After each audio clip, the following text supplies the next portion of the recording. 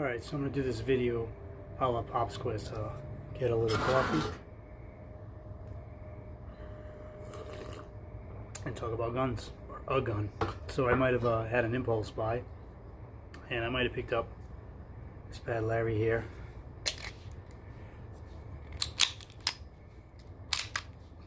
Weapon safe. Those are just dummy rounds. So I went and picked up a 2011. It's chambered in 40 cal. I don't know who makes it. This is my first actual dealings. I've shot a couple here or there. But this is my first actual dealings, trying to manipulate it and dry fire and everything else coming out of a holster. And yeah, it's definitely different than the polymer guns. It's definitely different than the 320. There's the similarities, but there's the differences, like the safety, something I'm getting used to. I'm having an issue with this safety because it's ambidextrous. So when I come up, I find that the left side, sometimes I can't fully engage the safety coming out of the holster because the left side catches my knuckle and doesn't fully release, and so then the gun is actually still unsafe. But got to work through that. Maybe I'll shave it down. Maybe I'll replace it with just a single-sided safety. We'll see. But what kind of spurred the purchase was I put in an order for a high-end 2011 from a well-known company, and I kind of wanted to get some practice. I didn't want to wait till I got this really expensive gun and then not be able to really use this expensive gun with this expensive gun. When it comes out, I want to kind of hit the ground running with it, you know, get in the holster and start shooting matches with it. I didn't want to, you know, wait for the learning curve, and so that's why I have this guy now. Things I don't like about it: she's chambered in 40.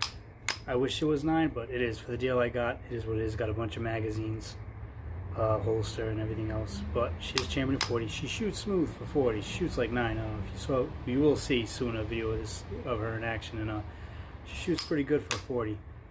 And let's go through everybody's 2011s, but it's you know, the fit and finish feels good. There's not a lot of play in there. It feels smooth. I'm guessing the spring isn't too light because it's a 40, so I'm guessing it's between 15 and 14 pound recoil spring. I'm guessing.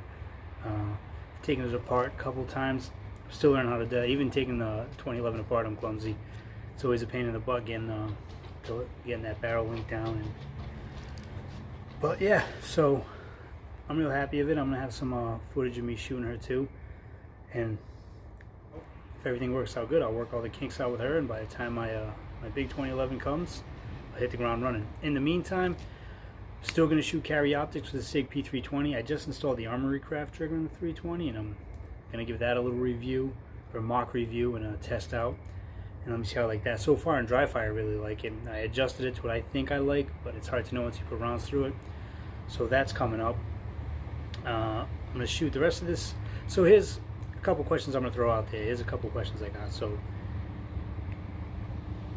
I'm thinking of just finishing up this year in carry optics and not even bothering with 2011s or changing divisions, and just staying, as far as USPSA goes, just staying SIG P320 carry optics. So I'd like to get anybody's feedback on that, or should I just hit the ground running and jump into 2011? And also, I think if I am going to do this 2011 competition, and not just to kind of familiarize myself with the platform, I'm thinking I might want to make this my dedicated Wallem Lake gun. All right, here's what. So on top of that, I think I'm going to go full retard with this gun. I'm going to do it. I don't know, maybe, but I'm thinking of making this, on top of just dry firing practice and familiarization, I'm thinking of making this my Wallace Steel gun for Wallem Lake. I'm thinking of putting a slide ride optic on it, taking the back sight out, just milling it out for the slide ride optic, and I might get some heat on this, but I'm thinking about porting the barrel up too, maybe because I already have these serrations in the slide, so there's already an opening, so maybe 3 popple holes each side, like a V6 and a Kai V6 kind of idea. I don't plan on, like I said, this is kind of intermediate gun for me, in between.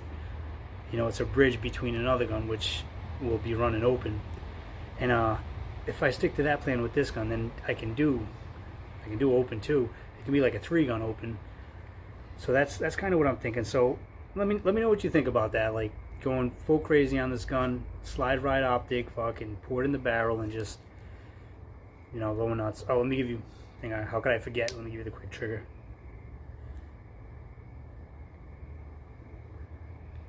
Oh, safety, see what I'm talking about? Alright, I did put it on my trigger gauge. I don't have like an electronic gauge, I got just a regular little gauge. And it was pulling between, I want to say it was between 3 and 2 for 6 pulls, averaging 2.5. So it's not bad. It's about where I'm coming with my 320 trigger, so there's not a lot of change, except this is the 1911 trigger.